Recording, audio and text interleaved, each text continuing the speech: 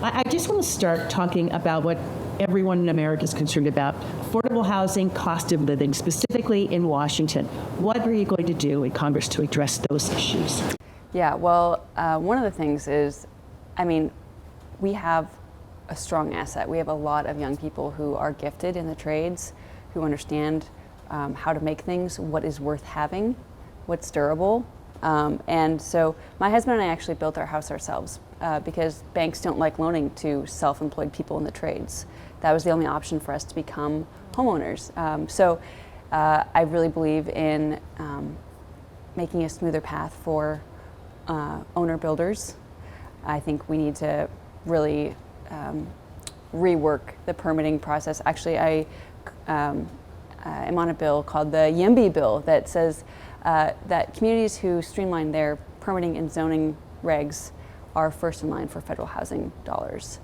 The average affordable housing unit in our state costs something like $400,000.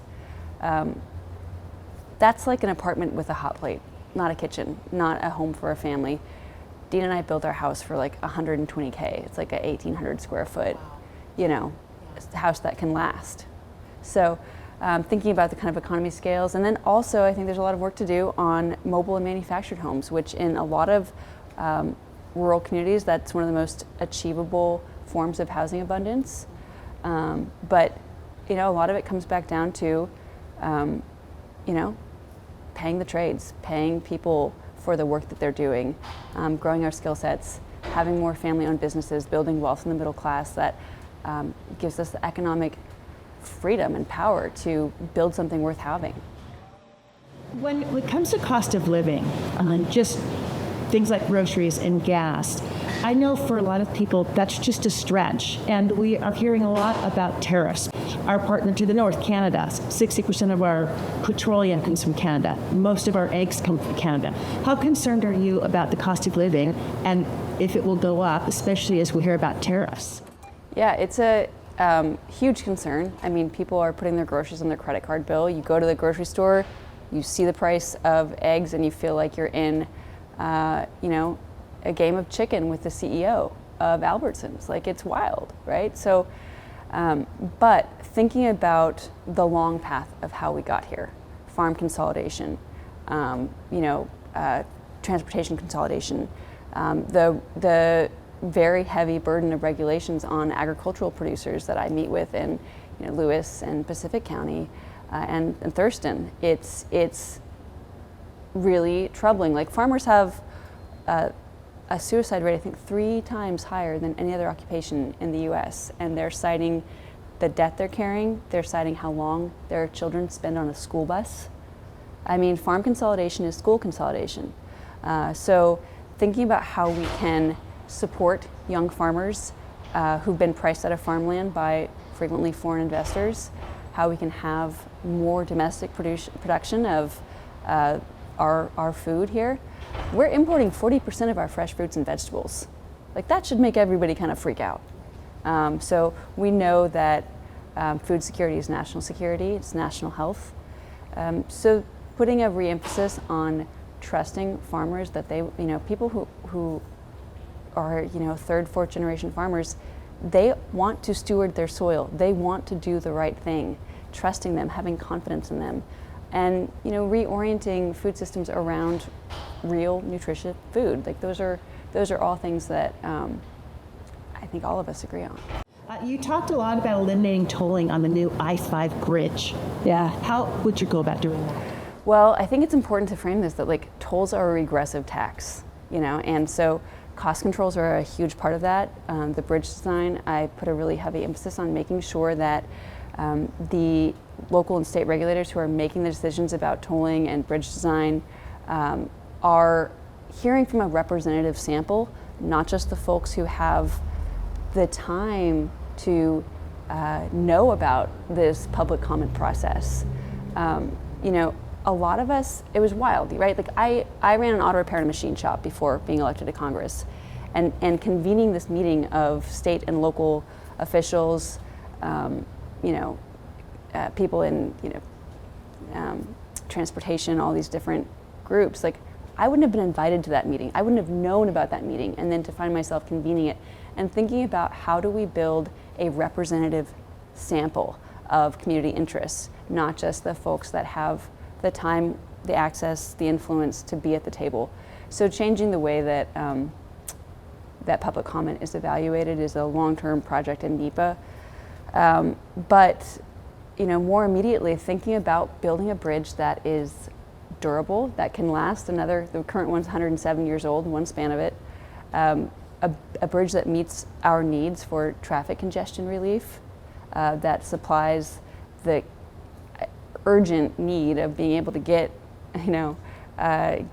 our barley from Lewis County to market in Portland or Vancouver. These are things that are a really important part of supporting small businesses, family businesses, agricultural producers, and I think you got to meet people where they are. You can't push with a rope. And I've heard from my neighbors, like, what are you going to do when I'm sitting in traffic on the new bridge and a light rail goes past with 5 people on it? So meeting people where they are, meeting the needs currently, I think that's a big part of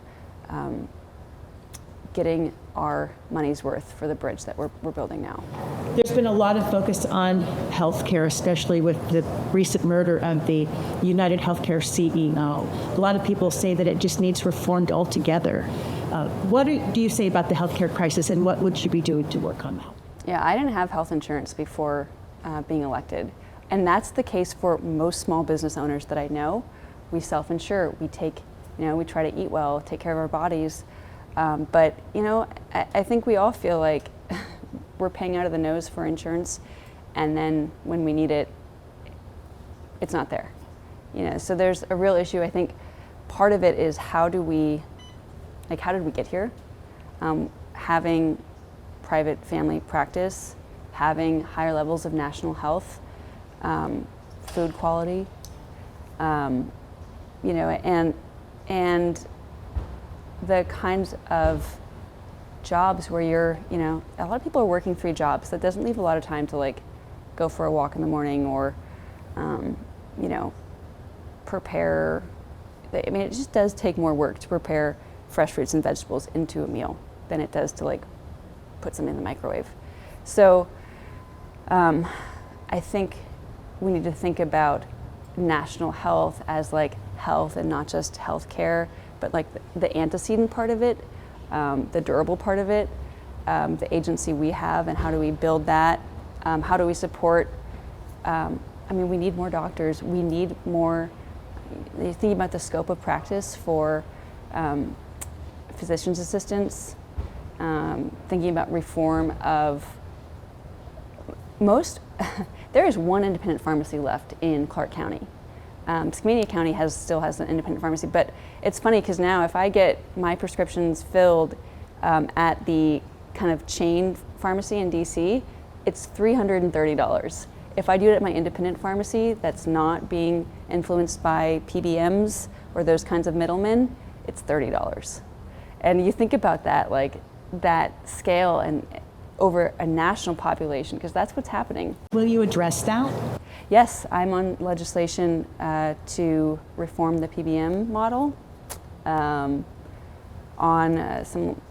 definitely working with physician's assistants to think about how we can address scope of practice, how we can support more residencies in rural communities to kind of provide more access to primary care.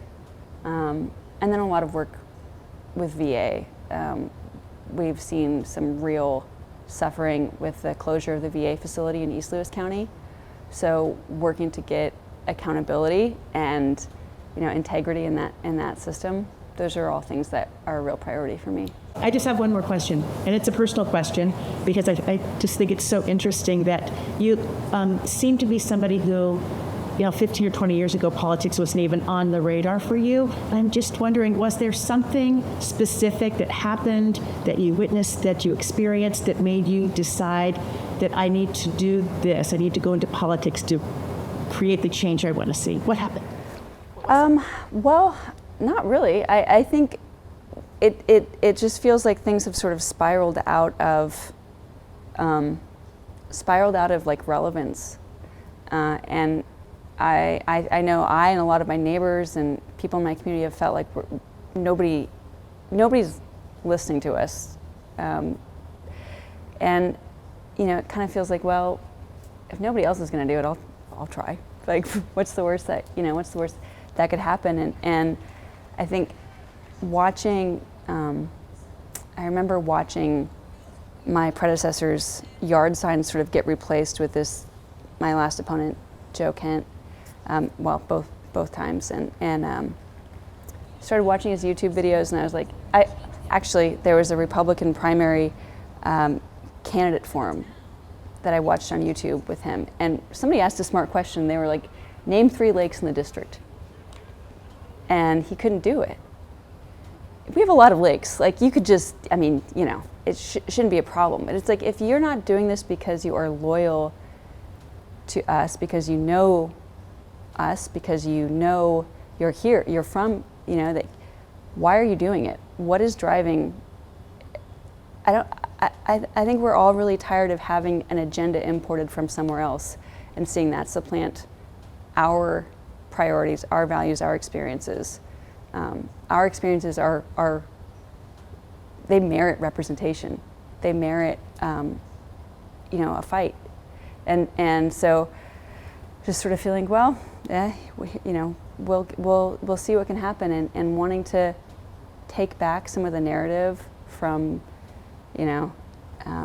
cable news about my party. It's like, Democrats work in the trades. I live on a gravel road.